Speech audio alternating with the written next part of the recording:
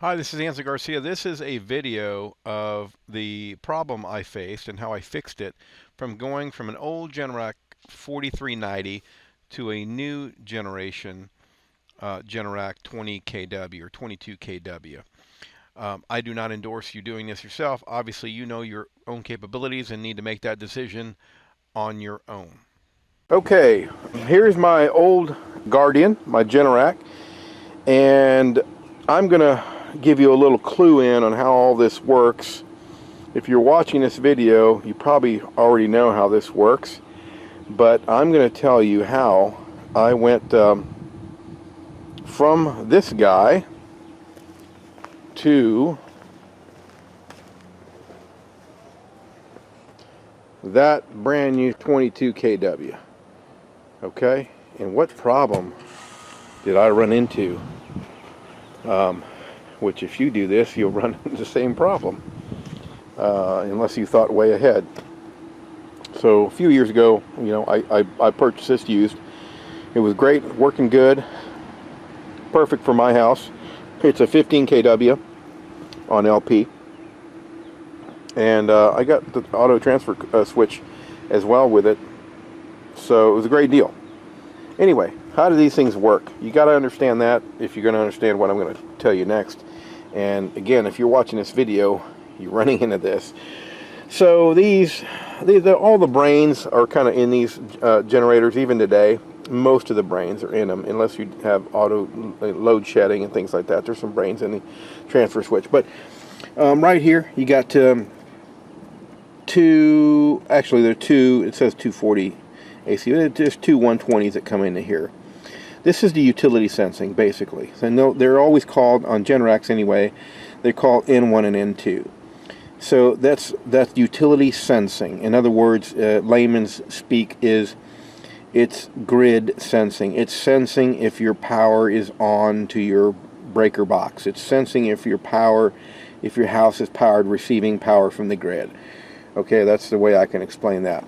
And then you have these two over here, 23 and 194. Now this has been the same for decades as far as the Generac generators are concerned. They still have this N1, N2, 23 and 194 conductors. These go to your auto transfer switch inside, or wherever you have your auto transfer switch. It could be outside too. Okay, so just a further explanation on this. Sensing discovers that there's no utility power. Grid's off. Your power went off to the house. Now, what's going to happen is this guy's going to start up. It's got some brains in here. It's got a little board in there. It's going to start up. And after it starts up, it's going to energize this 23 and 194, which is then going to tell the auto transfer switch to kick over the solenoid and transfer power from receiving from the utility, the grid, which is not receiving anything, to this guy, to the generator itself. And that comes from here. So there's your breaker. These two lugs right here are going to feed power over to your auto transfer box, and then it's going to power your breaker box or sub panel, or however you're set up there. Easy peasy, right? One more thing I wanted to explain. These older units charge their battery in two different ways. So the battery goes right down in here, charges the battery two different ways. One way is through N1 and N2. So there's utility power, there's grid power, coming for the auto transfer switch because it's sensing your utility power, your grid power. There's 120, and that 120, one of those 120s, feed actually goes to this step-down transformer first. This step-down transformer, then, if I remember, metered these out to is 16 volts AC. So it steps down to 16 volts AC, and then it goes to this guy right here. This guy is a battery charger.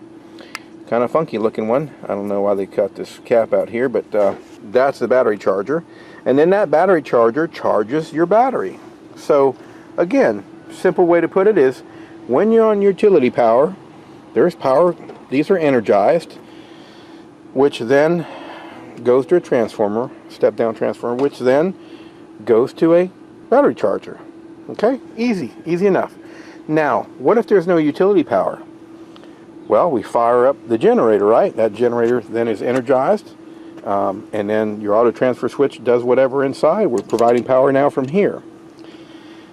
Well, there's no utility power here, right? Because your grid is off. You're on generator power. On these older units, there's a winding. There's a dedicated winding down in your...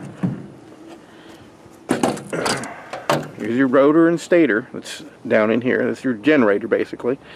There's a winding that energizes, and when that energizes, I kind of forgot to tell you that there's a relay right here. When that energizes, this relay is going to kick over, and you're going to get the 16 volt AC from the actual winding in the generator. So that's a bunch of mumbo jumbo.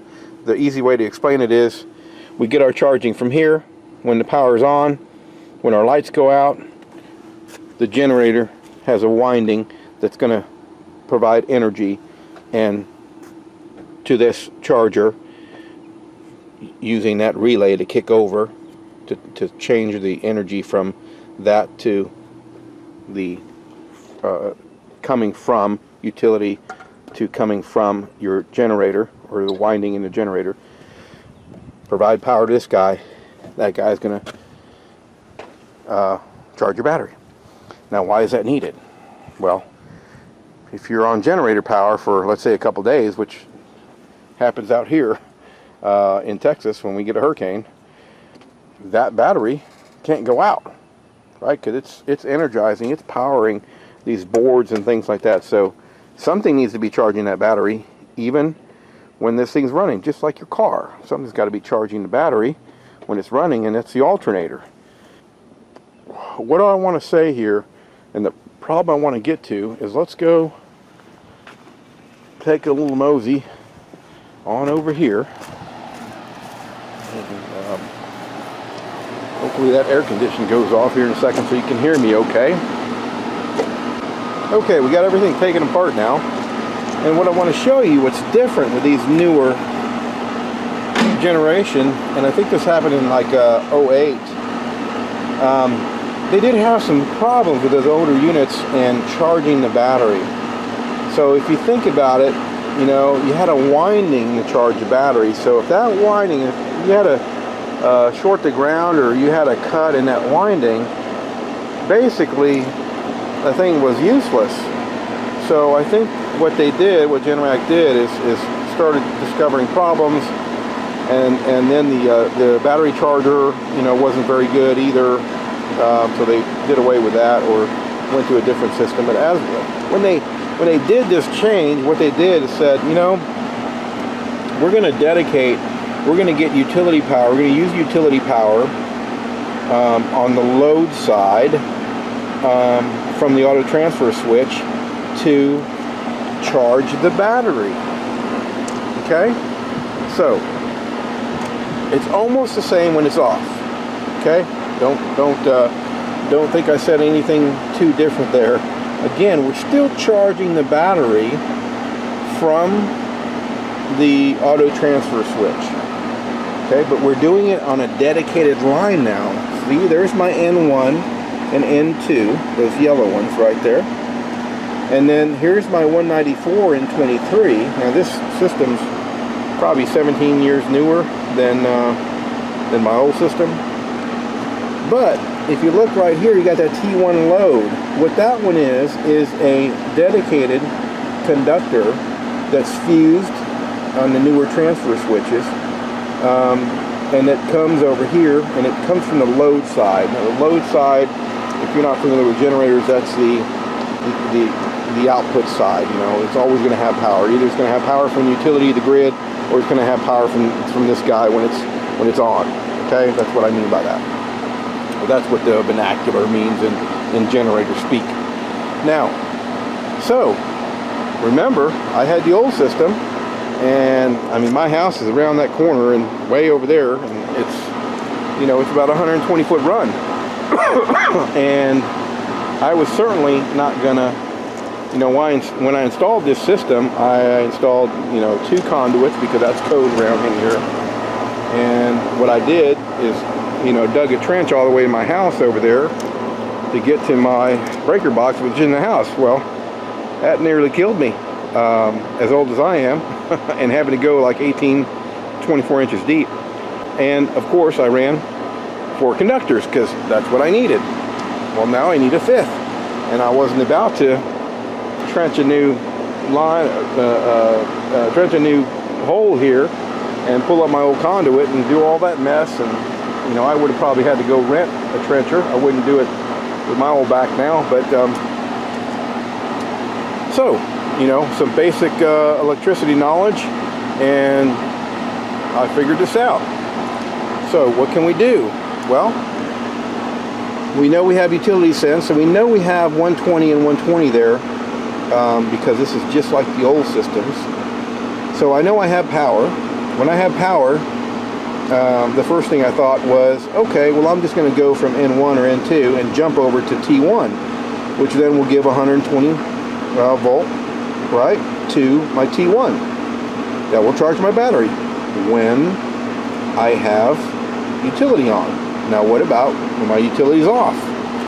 Well, therein lies the problem. So, to do that, I had to figure out, well, how am I going to charge this thing? Because this thing only runs about 6 hours, and then it starts complaining. It says, hey, there's no battery charger, battery's low on voltage, I'm shutting everything down.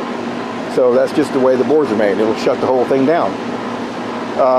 Now, one, you know, lame way to do it is when the utility power goes off, this thing's going to start up, the battery's charged, it's been charging, no problem. And a couple of hours after that, you're going to have to come out here and you can put in a battery charger, you know, that's on the load side somewhere, run a cord to your house, or you can plug it in right there, because that guy's energized through this breaker. This guy's energized when the generator's going. So that's lame option number 1. Better option number 2 is to somehow go back kind of like to the old system. In other words, if I have power here while the generator's on, how can I get that power and get power to that T1? Well, easy. Again, just a relay. So what I did, and I'll try to maybe, I got a little drawing, a little circuit drawing, and I'll probably put it on this video. I'll try to, so you guys can get what's going on here. But all I did was, from N1, you see I have an extra N1, that black guy right there, and I just come from that black guy and I go to a relay. I install this relay right here, and that relay, you know, doesn't go there. I just install it there, and then that goes to my, on this is an AC coil, so everything's AC. So I got an AC coil in here. I go to my normal closed, right, on my relay. So normal closed, that's going to feed back to my common. My common is going over to T1. Okay, layman's terms, how to explain that. I'm getting power from here, I'm coming over here, and the relay, the circuit that's closed on the relay is going back and empowering T1, then charging my battery. Okay, now what happens when these go away? There's no power coming down this black wire that's feeding my normal closed over here. In that instance, then I'm grabbing power off this breaker. So I got some wires run, you can't see them, into that breaker. So when that breaker is energized, then I energize the coil, the AC coil. Of course, the armature changes, and then on my normal open, I got that energized by that breaker as well. Bingo, I got power to my common. My common then goes my T1, and voila, I'm charging my battery even when I'm on generator power. So hopefully that's understandable by someone that's trying to figure out the same problem that I ran into, and you don't have to spend thousands of dollars for an electrician to come out here and, you know, run another trench to your house or break your back doing it and doing all that mess again. Anyway, I think that's all I had to say. I also fused that with a 5-amp fuse. So obviously anything you do electrically in here, you want to fuse it and protect everything. Make sure something doesn't go wrong. You're not going to blow the thing up. And I tested it for hours, simulating a utility power outage, and it's great. So again, when I was looking for this stuff, I just didn't find a lot of information on the web about it. After Googling for days and days, I found one thing, and that one thing pointed me to jumpering, N1 to over T1, but then that left they went on in that blog saying, well, when the utility's out, then you can go put a little trickle charger on this outlet over here, and that's just that wasn't a good solution. If you're not home or something like that, and you're on vacation, and you got a bunch of, meat in the freezer, that's not going to be good when you come back and this thing shut down after 6-7 hours. Okay, so that's it, and hope you have a great day. Here's my cheesy schematic of what I did. You can pause the video here and take a look at what I did. If you have any comments or guidance on how to do this better or what you would have done differently, minus digging a 120-foot trench and running more conductors, please let me know in the comments below. Thanks.